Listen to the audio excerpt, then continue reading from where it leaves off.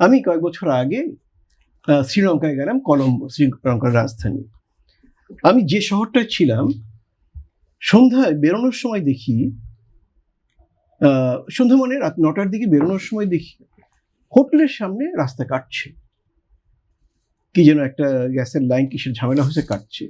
আমি আমার স্ত্রীকে বলছিলাম, ঢাকাতে এই রাস্তা কাটার ঝামেলা জীবন অতিষ্ঠ হয়ে গেল, এখানে এসেও আবার সেই রাস্তা কাটা।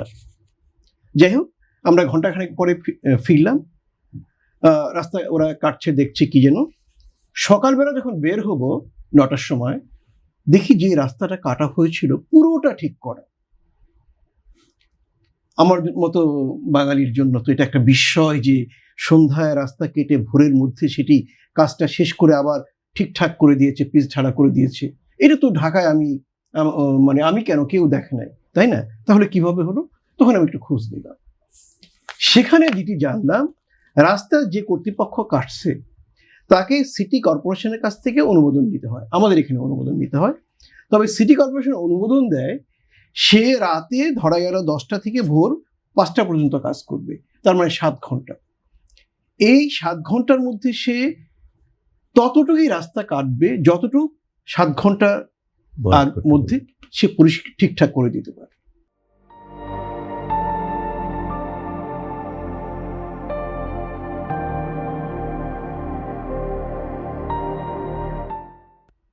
এবং পরের দিন ওখান থেকে আরো পরে জায়গাটা কাটবে। তার মানে কি হলো?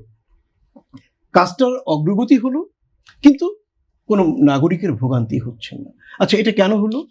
কারণ কলম্বো শহরের যে সিটি কর্পোরেশনটা রয়েছে, সেটি সিটি কর্পোরেশন বলতে যেটা বোঝায় সেটাই আসলে।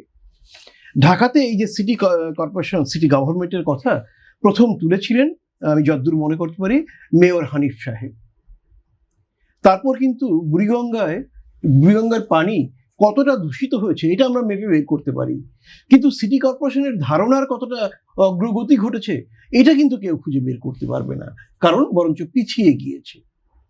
তাহলে কেন্দ্রীয় সরকারকে তো অনুভব করতে হবে যে সে ঢাকাটাকে দখল করে রাখে নাই, ঢাকা তার মতো চলবে এবং প্রশাসনিক রাজধানী একটি আলাদা ইউনিট হবে, সেই ইউনিটটি তার মতো চলবে।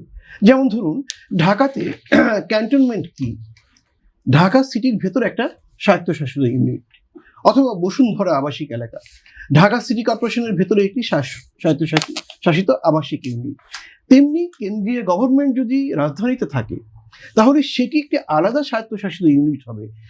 আর এর বাইরে সবটাই কিন্তু সিটি গভর্নমেন্ট বা নগর সরকার সেটি পরিচালনা করবে। এই ধারণায় আমাদেরকে আসতেই হবে।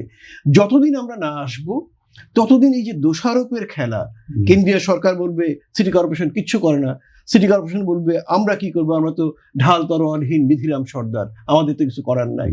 কিন্তু এর মধ্যেও করা যেতে পারতো যদি তাদের সদিচ্ছা থাকতো। যেমন ঢাকার এক সময়ের প্রয়াত মেয়র আনিসুল হক সাহেব সদিচ্ছার কারণেই কিন্তু খুব দ্রুত অবৈধ বাস ট্রাক স্ট্যান্ডকে নিয়ন্ত্রণে আনতে পেরেছিলেন আরো অনেকগুলো কাজ করতে।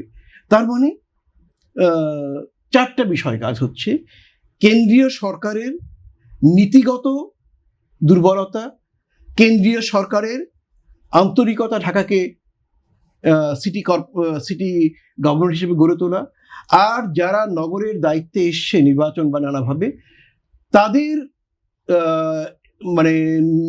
নীতিগত একটি ব্যাপার যে এই পরিবর্তন করার দরকার নাই, আমরা যেভাবে বাজেট মিলে চলছি এভাবে চললেই ভালো। কারণ তাদেরও সদিচ্ছা নাই। সদিচ্ছা থাকলে যে অনেক কিছু করা যায়, অন্তত আনিসুল হক তার সূচনাটা তো আমাদের দেখিয়ে গিয়েছিলেন। আমি মনে করি আনিসুল হকের মতো সেই দূরদর্শিতা সম্পন্ন নগর মেয়র বা নগর প্রতিনিধি, এবং মেয়র হানিফের মতো সেরকম সিটি গভর্নমেন্টের নগর সরকারের পক্ষে সোচ্চার লোক, এই দুই মনোভাবের মিলন ঘটে, তাহলে কিন্তু কেন্দ্রীয় সরকার অনেকাংশেই বাধ্য হবে ঢাকা বা বড় কর্পোরেশন, সিটি কর্পোরেশনগুলোকে স্বাধিকার দেওয়ার জন্য, যার মধ্য দিয়ে সত্যিকারের সিটি কর্পোরেশন হিসেবে তার ভূমিকা পালন আমরা করতে দেখছি পারবে। যে একদিকে আপনারা বলছেন যে সিটি কর্পোরেশনের আর কি মৌলিক যে সেবাগুলো দেওয়ার কথা, 15টি মৌলিক সেবা, সেই সেবাগুলোর মধ্যে মশা নিধন বা ময়লা ফেলার ময়লা ব্যবস্থাপনাও সে করতে পারে না, অন্যান্য আরো তো বাদ রয়েছে।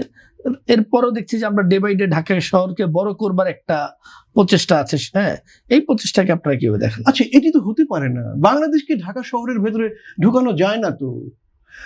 যদি এমন হয়, দেখুন, আমাদের জীবনের সমস্ত কর্মকাণ্ডের প্রধান অংশটি যদি চিকিৎসা শিক্ষা সহ আমি আমার উপজেলাতে সম্পন্ন করতে পারি, এবং দ্বিতীয় পর্বের জীবন বেশিরভাগ কাজ যদি আমি জেলা পর্যায়ে আমি সম্পন্ন করতে পারি, আমার তো ঢাকায় আসার দরকার নেই।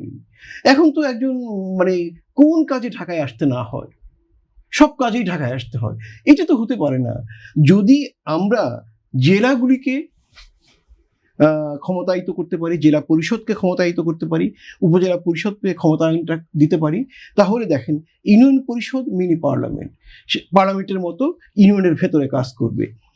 উপজেলা পরিষদ সেখানে সমন্বয় করবে, এবং জেলা পরিষদ পুরো জেলাটাকে একটি দেশের একটি ইউনিটের মতো, একটা অংশের মতো পরিপূর্ণভাবে কাজ করবে। দেখুন, বাংলাদেশের অধিকাংশ জেলাতে এখন মেডিকেল কলেজ রয়েছে। চিকিৎসার জন্য ওটাই চূড়ান্ত, মানে টার্সিয়ারি লেভেল যেটাকে আমরা বলি, তৃতীয় মাত্রার সেবা ওখানে হতে পারে। সেখানে আপনি দেখুন কলেজ, ভালো কলেজ সবগুলো জেলাতে রয়েছে, এবং বিশ্ববিদ্যালয়ের সংখ্যা এত বেড়েছে যে কোনো কোনো জেলাতে 3-4টা করে রয়েছে।